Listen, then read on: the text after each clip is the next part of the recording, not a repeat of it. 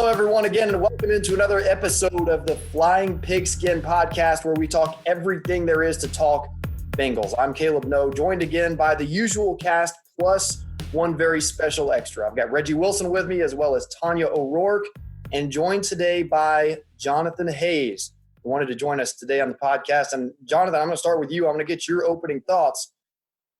The Bengals didn't lose. Your thoughts on Sunday's game? No. Let's start with the things that are going well. Joe is obviously showing well. I think that his poise and composure, he has good timing. He understands he needs to get the ball out, obviously. The problems that they're continuing to have and probably hadn't addressed over the off season is still showing up, is in the offensive line. And the toughest part about it all, and I think everyone understands it, is not only has he been sacked 14 times over the last 3 games, that doesn't even count how many times he's been hit. And when you get in those situations where your quarterback's getting hit that many times, especially a young quarterback, after a while, human nature, doesn't matter how tough you are or how smart you are, any of those things, human nature will make you flinch. And that's the thing that worries me, that they keep putting him in these positions, and they got to throw the ball. I understand, but if you look at the other side of it, Joe has not run the ball nearly as much as he should. They just paid him all this money. He's averaging about 16, 17 rushes a game. They should be using the run to take some of the pressure off Joe, just for the point of keeping the defense honest.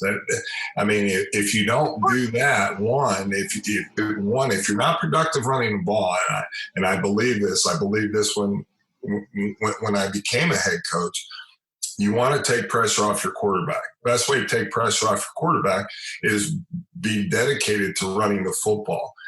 Does that mean all downhill runs? Does that mean all inside the guard? No. You see Kansas City run the ball all the time, and that just means whether you're getting the ball to the edge, whether you're doing the jet sweeps, whether you're doing quick hitters right up the middle, all those things takes pressure now off your quarterback, and it makes the defense have to at least hang in there and give him a chance. So when John, didn't they try to do that? Like at the start of the game, I felt like they were trying to run Mixon a lot, and you can't get away from it. But you get desperate when you right. But you're a former tight ends coach for the Bengals. You still have to stay committed to it throughout the game. You can't just do it early in the game and then just say the heck with it and scrap it, because the kid got hit so hard they had to take him out of the ball game. That was scary. That was so scary.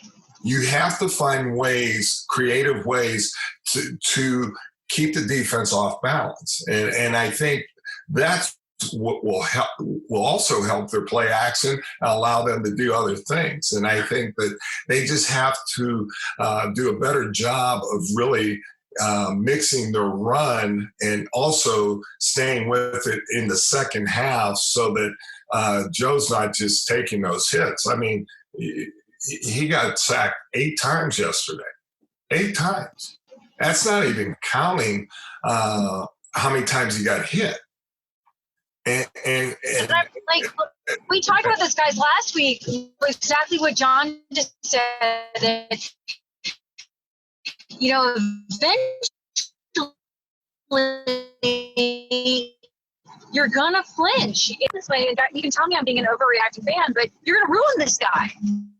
Well, I just can't see this being a a successful formula if you don't start trying to do other things than running the ball, reverses, all those things, help the quarterback out.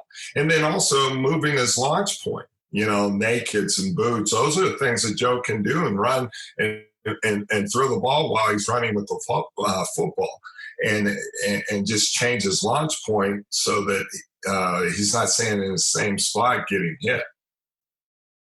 So Reggie, you had to break down the game on TV last night. How do you approach, as a guy breaking it down on TV, how do you approach a tie? Because it's like you don't love it, but I mean, you can't hate it either. I mean, Joe Burrow said post-game, he said, to me, it's like if you don't win, you lose. So he's like, that's all it is to me is a loss. But how do you approach that when you're breaking down the game on TV?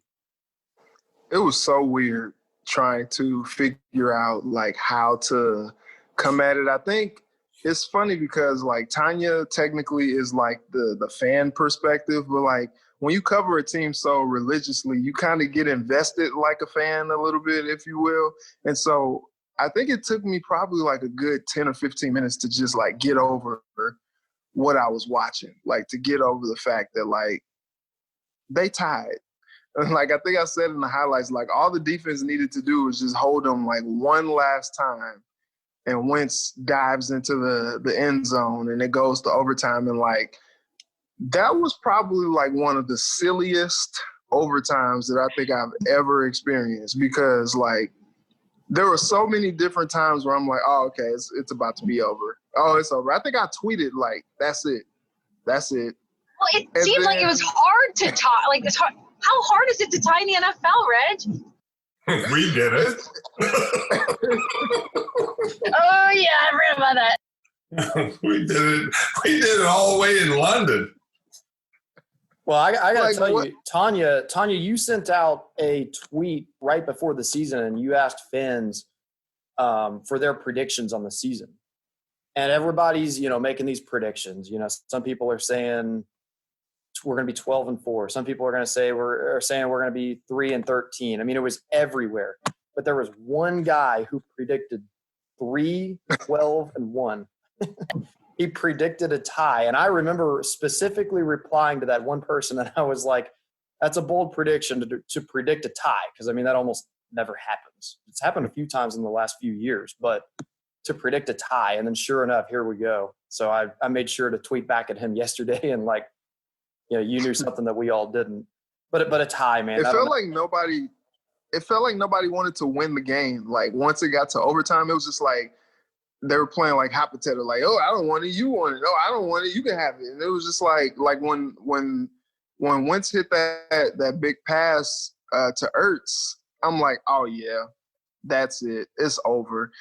And Doug, who I once thought was like one of the gutsiest head coaches in the NFL, with just some of the stuff that he was dialing up. Foles was the quarterback. He letting it rip, like with some of the calls that he was making.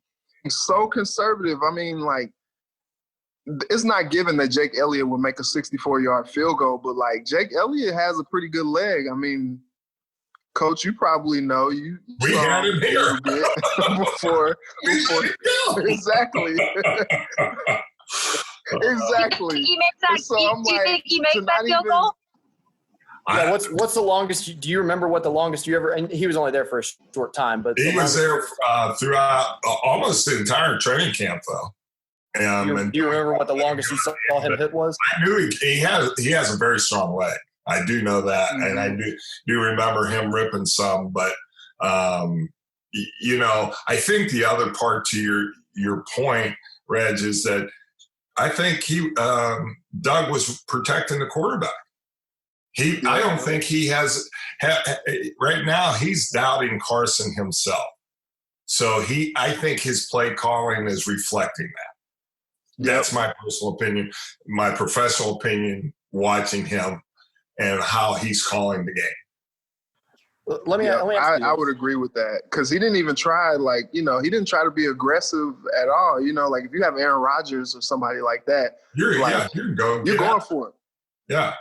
Yeah. He didn't even try it. And Carson Wentz was a candidate for MVP of the league just like a few short years ago, and that's crazy.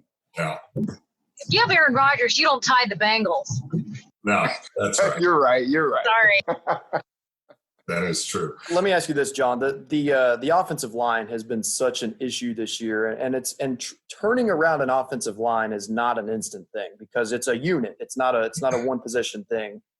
Can the Bengals at least shore it up in any way this season, the offensive line situation? Because I mean, again, at the very least, it's a 5-man unit. It's not a quick turnaround thing again. But how do you do that in a short time period? I think one of the couple things that you obviously have to do, if someone's trying to unload a guy that has a real high cap for him, that's a really good player, which is not characteristic of the Bengals to be looking that way. They really should.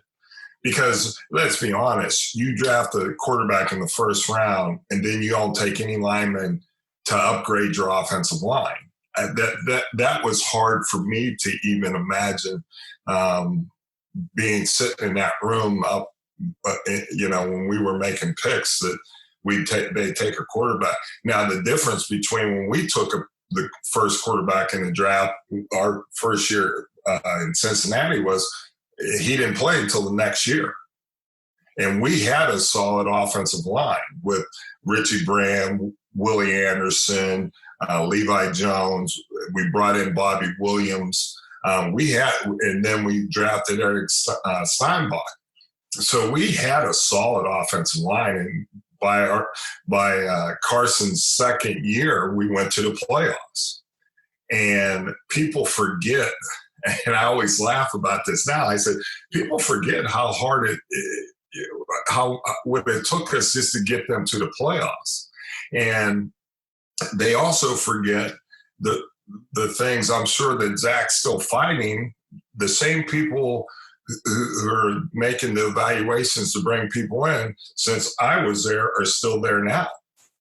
So they get rid of coaches, but they don't get rid of, and they brought in some younger guys to do the same thing, but it's still the same guy running the whole thing. So the point is, you have to get past just thinking that, we're good where we stand. No, you have to be aggressive, not just aggressive as a play caller and all those things. You got to be aggressive as an owner and go out and get talent. Because if you don't, your quarterback, if that's the marquee guy for your team for the next 10 years, well, he doesn't have 10 years of longevity. And that's going to be the biggest issue for him. Okay, can I interject here? Because I have been dying to kind of ask this question of someone who knows, and I'm not trying to put you on the spot, John, but then here I am. So all of us as fans of the Bengals, we Cincinnati Bengal fans, sit here and we moan and groan about ownership and why are they picking who they're picking, how are they drafting, and you sat in that room for, 10 seasons? 16 years. And, so, God, really? That was 16. Because it's like dog years. I've aged quickly because of it. But, so you being the coaching staff, you're saying this is who we want, and then you have to turn to the owner, right, and say, what do you think? Like, is that how it happens? Normally you have your board. You put the grades on the board. The board is supposed to be what is guiding us. And I've always been a belief, and this has happened to me since I had become a head coach, that you don't ever deal from a position of weakness. Say you have a need in offensive line, but you have someone ranked higher than him at another position. Normally, you're going to take the highest grade. But here's what I'm going to say to that. Once you take that highest grade, now you go back down, you trade to get back up in position if there's 3 other O-linemen there to get. So, yes, you might not get the first one, but you still have a chance to get back in position to get one of the 3 that you really like. And that's where you don't see them being aggressive enough or creative enough to put themselves in position to better their team. And then on the lower part of the roster, that practice squad should be like a revolving door. Those guys should not be there for 2 and 3 years unless you're nursing a guy back to health.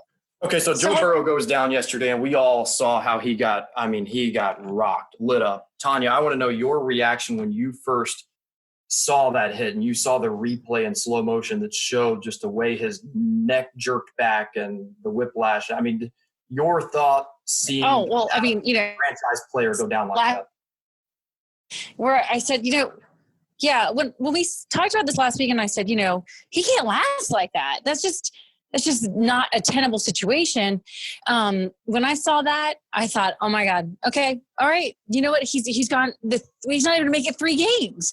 And as a fan, I think all of us, our intestines just went, what just happened? It was terrifying. Are you kidding me? It was terrifying. If there's one thing we've learned, he is a tough kid to be able to, take a hit and get up. He missed a play, but got right back in there, and he threw the ball 44 times. It's not 61 times, but he threw it still 44 times, which is a whole lot of chances to – sure, it's chances to complete passes. It's also chances to get hit like that, which is, going to be dangerous. John, you talked about trying to switch it up some, trying to keep the defense on their toes and things like that. But, I mean, are you talking about just a more balanced attack? Well, it's like I said to you before, you got to be creative enough to, if you don't feel that you have an offensive line that can move people and just create holes, you have to be able to do things to offset them, to make them move slightly out of their gap.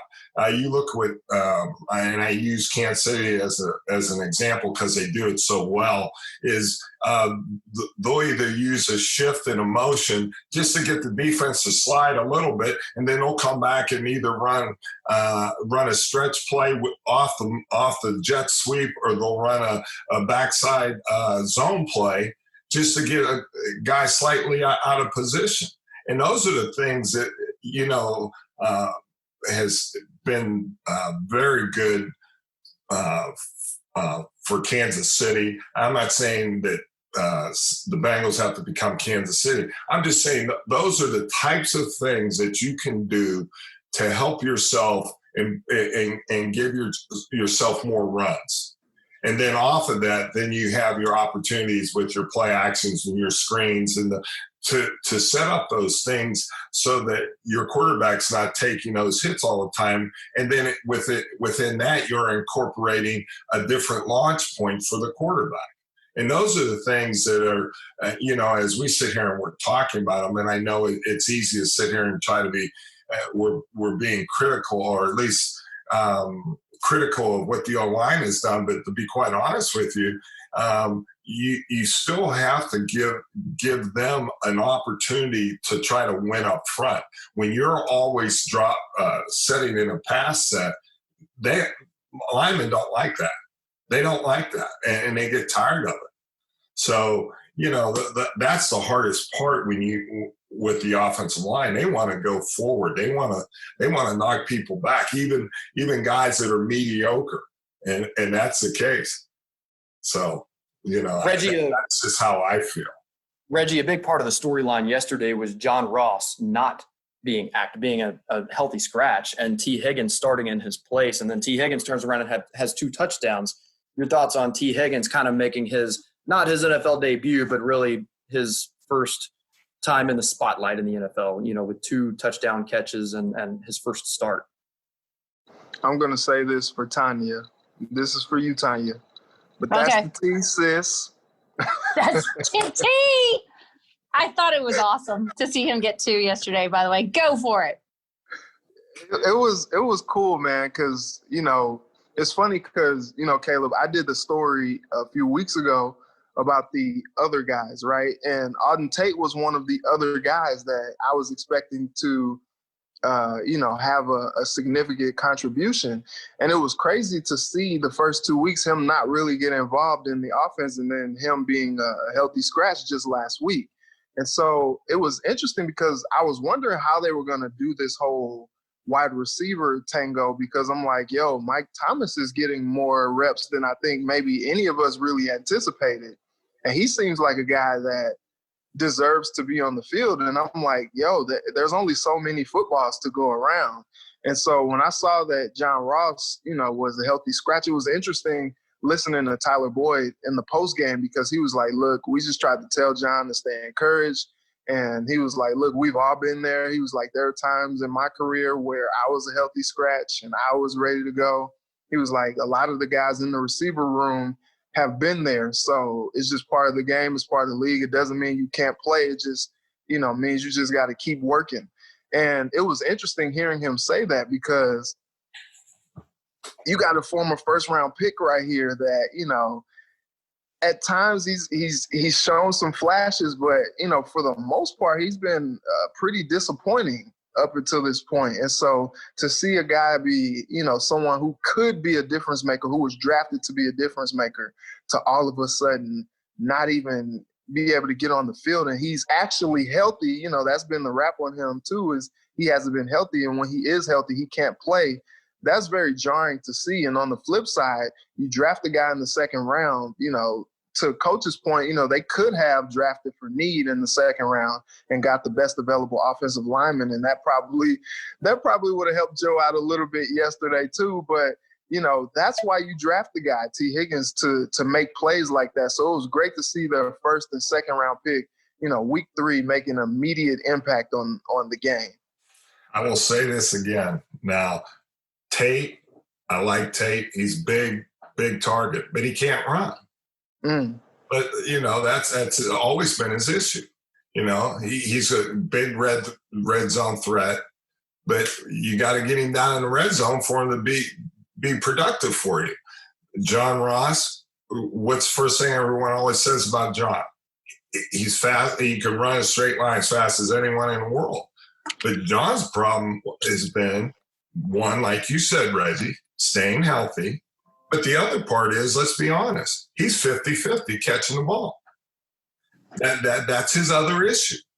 And so when you've been that way, and I was there when that fight was going on, whether we should take him or not there, those are the things that can come back and get you, because you're taking them because you think you have a need instead of taking them where his grade was.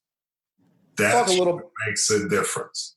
Let's talk a little bit about the defense. And we haven't talked about them a whole lot this season on the podcast, but they've showed some sparks of life, some sparks of I think we could all look back to that big goal line stand in week 1. They played well enough yesterday. They picked off Carson Wentz a few times in the game, and they've showed some sparks of being okay, but then they've also shown the other side of things too. But then the rookies like Akeem Davis-Gaither, Logan Wilson had his first NFL interception yesterday. How do we feel overall, though, about the defense thus far? Well, they got to shore up the inside. The run's what's killing them. Teams running the football on them up and down the field.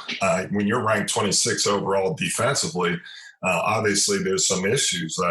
You have 3 sacks out of Carl Lawson, and that's one a game, which is fine. But Carlos' production as a pressuring the quarterback has been down. The other guy who's plays on effort and grit and which you love is Sam Hubbard. Sam's going to give you everything he's got every time he's out there. He has 1 sack and then he had two quarterback hits. People can say, well, Geno's missing, that hasn't played in the first 3 games, but his production went down last year also. So those are guys that you have a lot of money in, especially Carlos and Geno, and haven't been the leaders that you would think they would be for your team. They got to show up every game, and they got to show up big every game. And to me, I think that they have to be a lot more productive in the defensive line. We sit there and we've been very critical of the offensive line, but defensive line is the same. The guys up front is where it starts. That's where your foundation is built. And if you don't have that foundation and you can't stop the run and you can't run the ball, you're not going to have a lot of success in this league. I've been a coach for 33 years in football. You got to be able to run the football and you got to be able to stop the run. And when people see that you can't, they're going to take advantage of it. And that's why even you guys were talking about earlier about Carson Wentz running in for a touchdown. Jeez. It makes me scared for what happens when we play, like we played the Browns, they were just having a run fest on us. It was.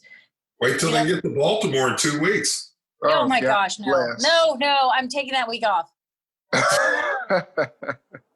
I think they need to and I'm not trying to be ugly, but they have to understand you have Joe Mixon standing over, what do you have, 17 touches and 49 yards or something like that yesterday.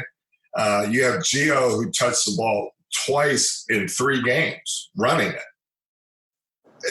Those two guys, you put them both in the backfield. Now, defenses still respect Gio if you just play and use him the right way. I mean, the kid's so talented. There's a reason why they haven't gotten rid of him. But you got to use him in ways that really show off his talents.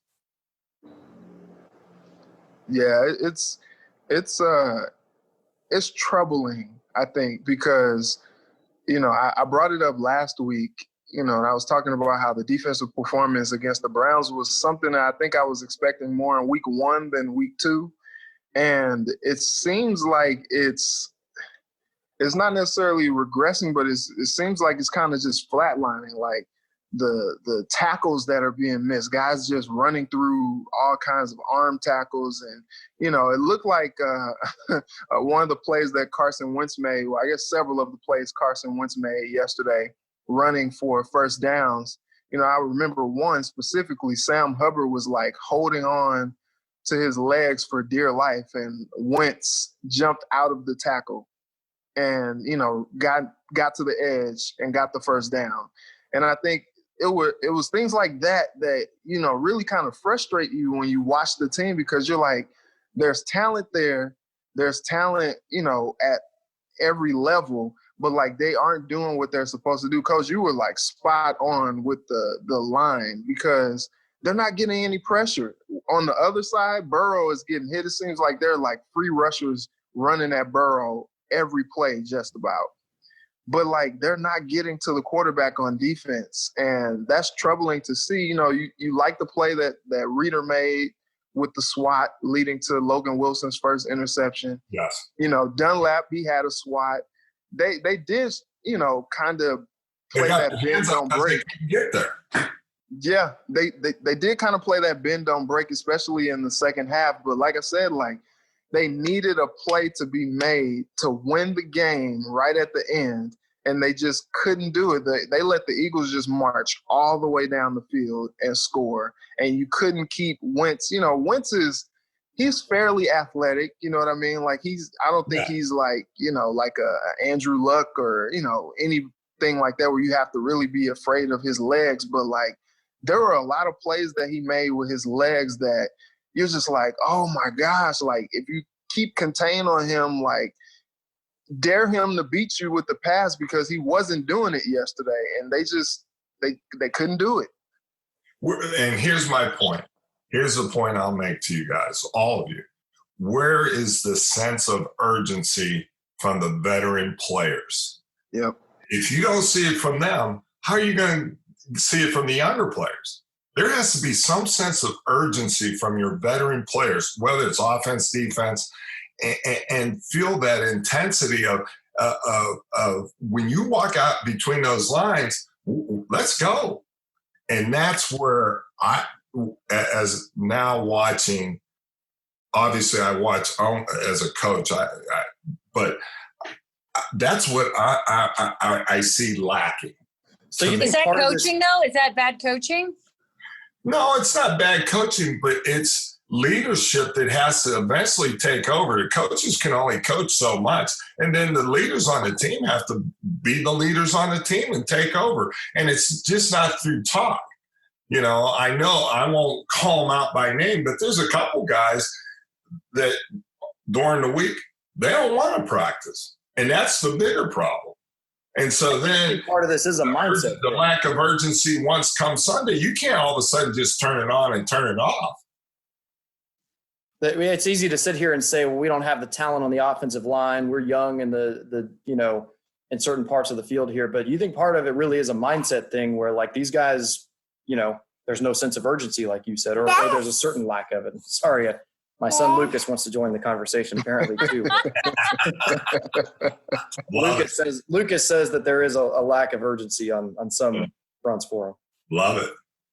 Yeah, you gotta be willing to turn. Last year was a terribly, losing season.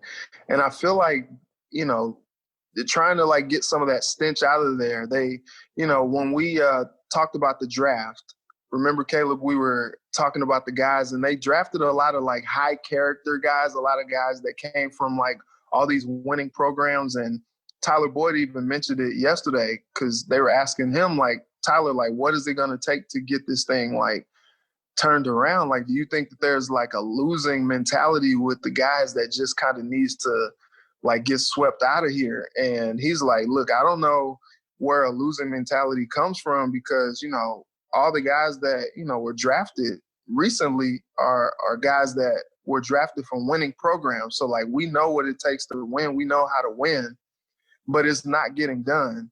And as Coach was saying, you got to be able to have some guys out there. It's not enough to just draft Joe Burrow and then just say, all right, cool.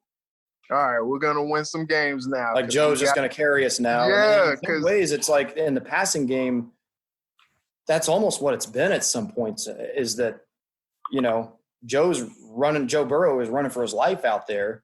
And he has, to his credit, has made some incredible plays. Like you look at the one yesterday that didn't count. They got called back for a penalty. Incredible. It reminded me of the play he made. I think it was in the SEC championship game against Georgia last year, where he got out of 3 potential tackles and made a throw downfield, got him into the red zone. It was an incredible play. It was almost like that throw yesterday that didn't end up counting. He's done some really nice things. He's made some really nice passes. But if the guy doesn't even have a chance to make one read when he drops back, good luck, man. Caleb, you made a point there that I wanted to make too about the whole thing with Burrow, because when you have a guy who's special, like I think anybody that watches Joe Burrow can see that he's special. Like he has like whatever it is, he has it.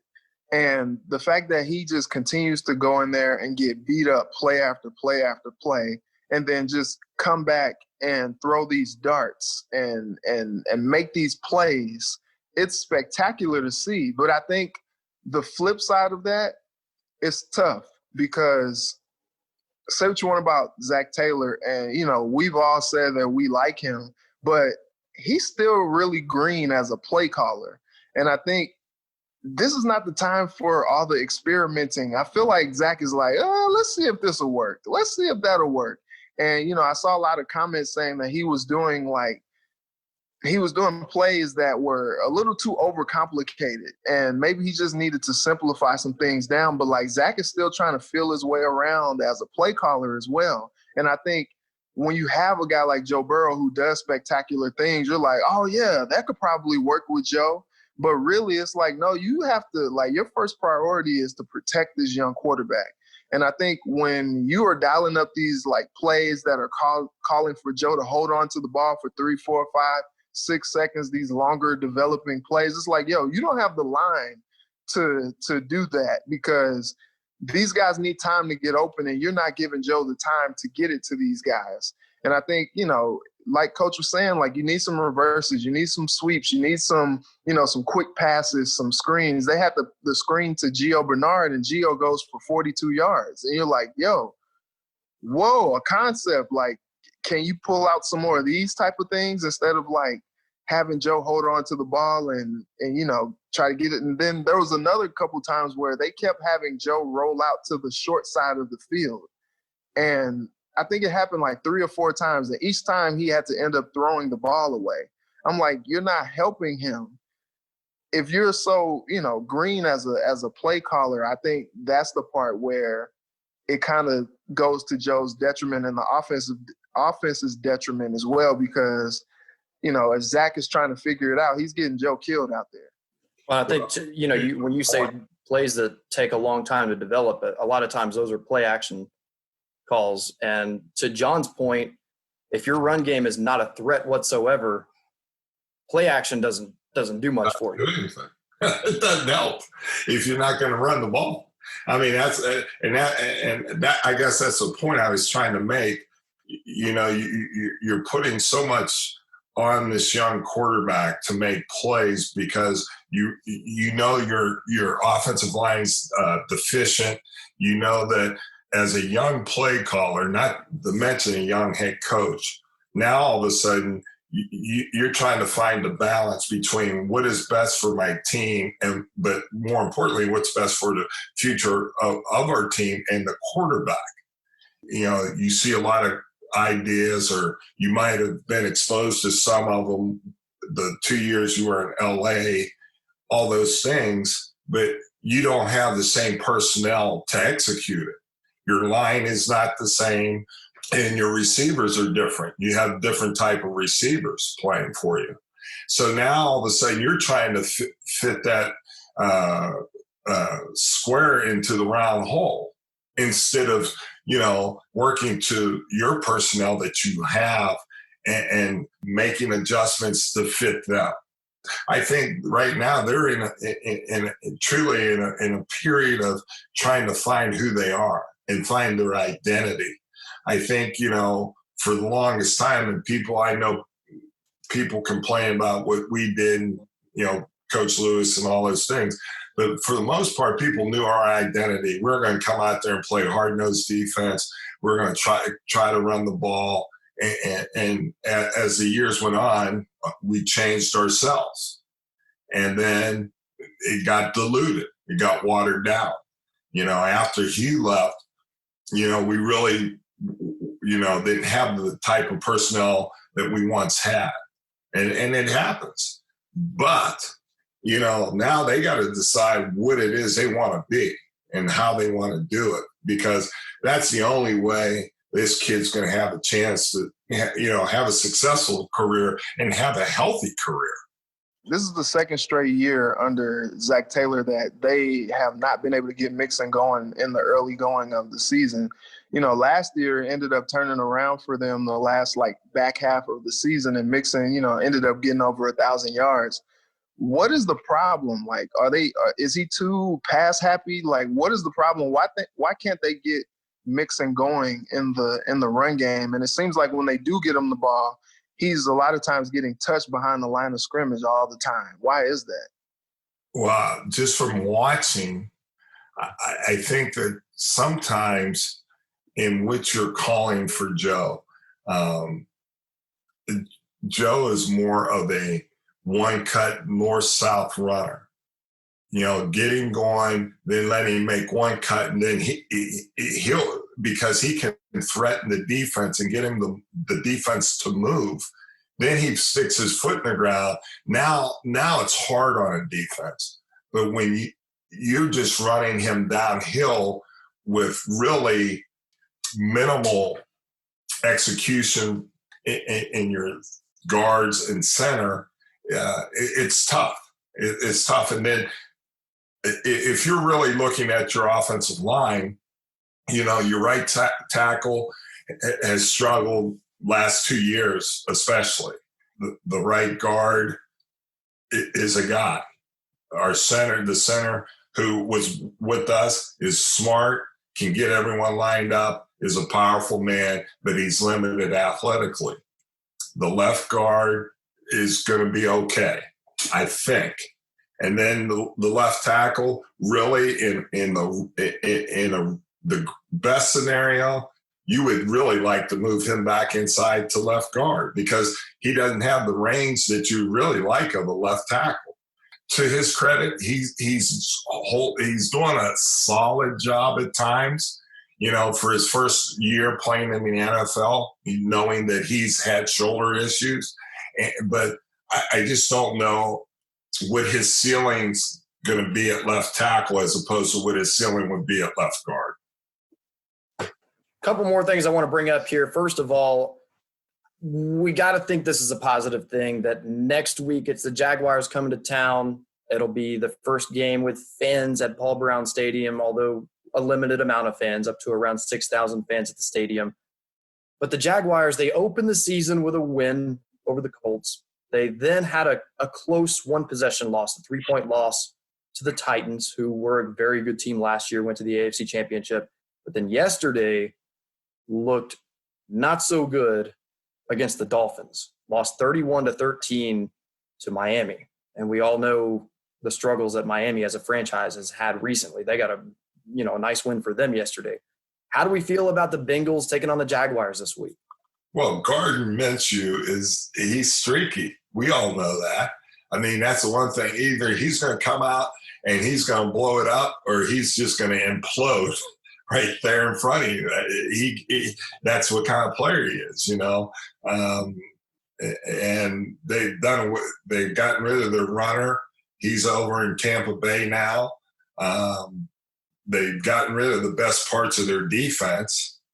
So, I mean, really, the way it sets up, you would hope that the Bengals would have a great week of practice, should be able to build some confidence. And this is really a game that they should go in and really feel good about. Hey, this is where we can start building confidence as a team and get get a win and get on the good side of being able to go out there and perform and showing people that we can put it together.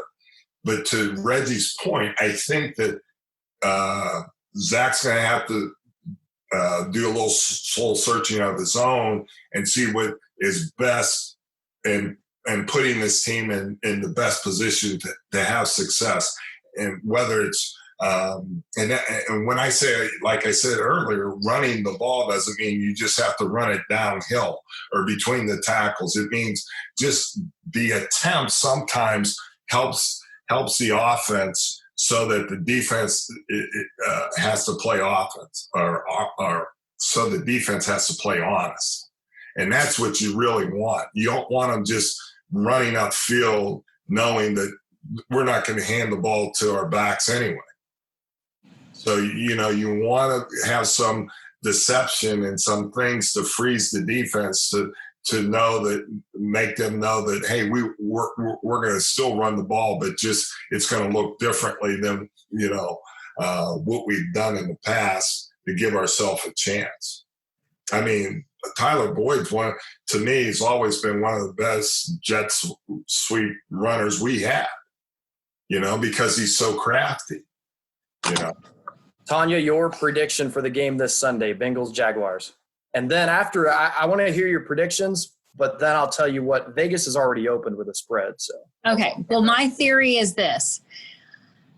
They have to win this game because they're in serious jeopardy of being a ridiculously bad team with a terrible record if they don't win this game.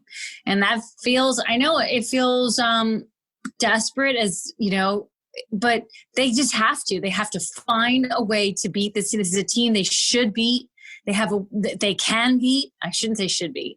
They could beat this team. I am backing off of this over and over, but I just feel like they have to win this game. This is bad. This is very, very bad. So if they don't win this, it gets ugly in a hurry and is an incredibly long season going forward. So I take it, Tanya, you see the tie, much like Joe Burrow said he did. Yeah. It's basically a loss. I mean, we sat here and we talked, I did a lot of listening through that portion. You guys talked about how the defense couldn't have made one stop in overtime. And the offense didn't do crap either. So, there's that. I mean, I don't see that as a win. I don't. I mean, do I see it as like they got demolished? No, they didn't. But they sure didn't look like they were trying. I mean, look, I know they're trying to win, but it looked like both teams to me were having a hard time winning a game. And that, I think it's difficult to tie, even though it's been done. I think it's difficult to tie in the NFL, and yet we seem to be capable of that. But no, I didn't see that. There was no great, we look so much better this week. I thought the defense looked a little better this week, but overall, no, I didn't think the offense looked any better. Except T. Higgins' 2 touchdown passes. I did not think the offense looked any better at all. So, no. Reggie, you want to make your pick first, or do you want to hear the spread first? Go ahead, give me the spread, Caleb. Give me the spread. So in Vegas, this game has opened with the Bengals as a 3-point favorite. The first time this season they've been marked down as Now, I will say, again, the Jaguars lost badly to the Dolphins, played from behind the entire time yesterday. I will say a lot of people will tell you that Vegas gives 3 points automatically to the home team. So generally speaking, Vegas sees the two teams right now as pretty similar. All right. Well, it's hard for me to pick the Bengals to win after what I saw yesterday. Like, they give you reasons to want to be encouraged by their performances, because you're like, oh, man, Joe Burrow looks so good. And then you're like, oh, man, but he's getting so beat up. And then you're like, oh, man, the defense made a play. Oh, man, they just gave up 2 other terrible plays. So it's just like the team they have some promise, I guess. But like after what I saw yesterday, it's kind of hard to pick them. But you know what? Because it's the Jags and because Fitzmagic ran wild all over the Jaguars, I'm going to take that 3. I'm going to say they win by – Randy Bullock's calves are redeemed, and they win by 3. So you're taking you're going with the exact line that Vegas gave us. 3 points. I feel like this game's going to be drunk. So yeah, I'll give it 3 points. John, your pick here. Here's what I'm going to say, and I believe this, that they're going to put together all 3 phases: offense, defense, and special teams, a full game, and play an entire game. And I'm going with the Bengals. I think that they can, but they just have to be smart in what they're doing. Put your players in position to have success and let them grow off that success, and then good things will keep continuing to happen for them. So I'm going with them. I think that they can do it. I think that obviously they got to shore up some things in the offense and defensive lines. Pardon me, so that you can stabilize your defense and your offenses, so that you can create big plays. And I think the defense is going to have a good day. Lou's got him playing up and down right now, but he'll get them playing consistent and continue to push them forward. So, I think that, they just have to understand that you just have to allow your players to get some confidence and feel that confidence, so that it will carry them throughout the game. I wanted to look this up, so I made sure I got it exactly right. I didn't want to be even a little wrong on this. The Bengals yesterday, to Reggie's point, they give you points. They give you certain times in the game where you can feel hopeful. With less than a minute left to play, the Bengals, you can put as much stock into this as you want, but the Bengals had a 93% chance to win the game.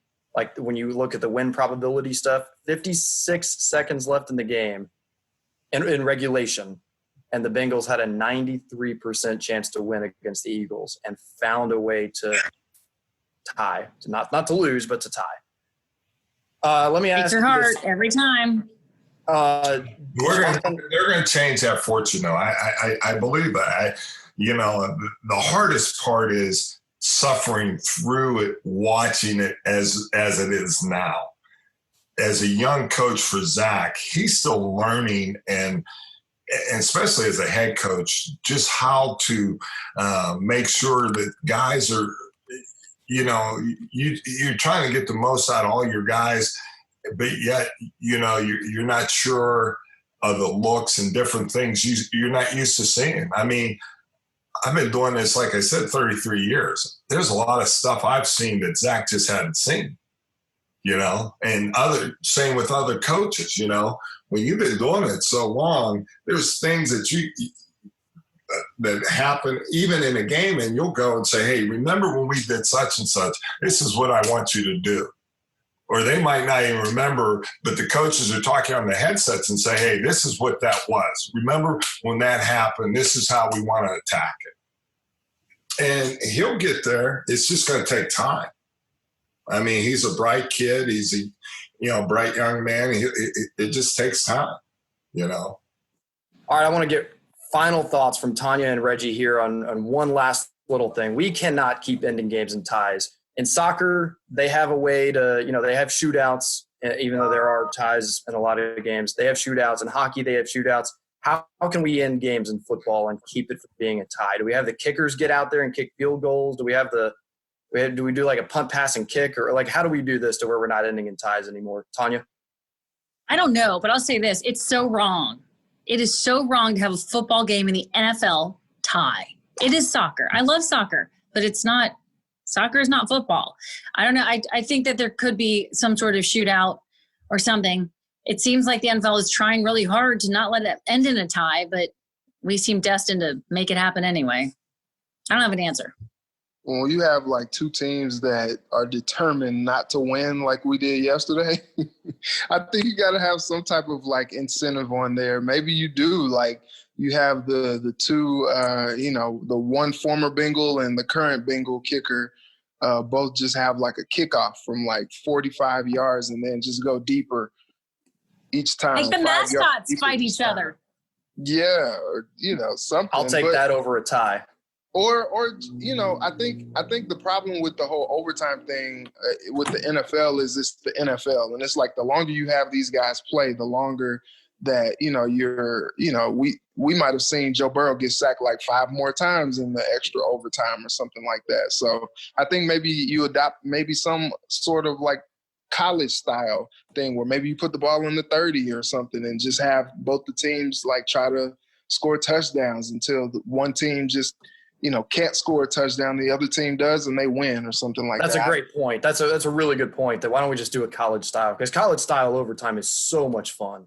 It's so fun. So good. Anybody dispute me on that? I'll fight that battle till the end of time. College overtime is so much fun. And this has been fun again, guys. It always is fun. The Flying Pigskin podcast. Thank you to everybody out there listening to us. For Jonathan Hayes, Reggie Wilson, and Tanya O'Rourke, I am Caleb No. We'll see you again next week. And as always, Hoo Day.